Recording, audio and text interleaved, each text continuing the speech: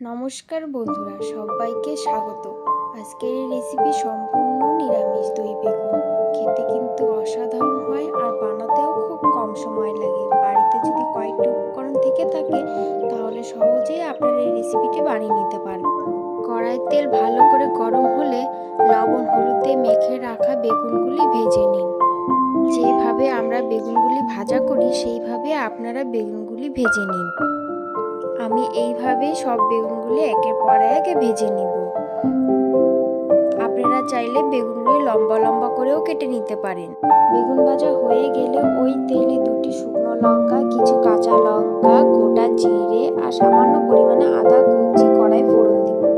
তারপর মশলাগুলি দিয়ে দিব। জিরে, ধনে, গরম মশলা, লবণ, হলুদ এগুলি দিয়ে ভালো করে কষিয়ে নিব যতক্ষণ না পর্যন্ত মশলা থেকে তেল ছেড়ে আসছে।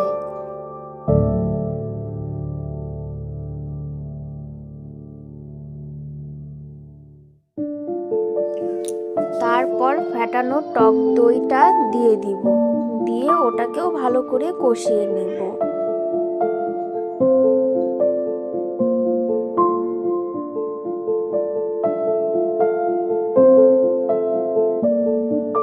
গ্যাসের আঁচটা মিডিয়াম টু লো রেখে মশলা কষিয়ে নেব।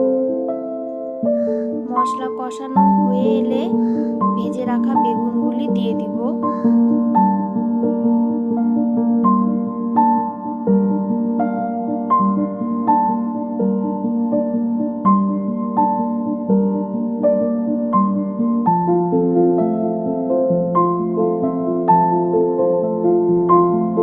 এটাকে আমরা 10 থেকে 15 মিনিট ফুটতে দেব।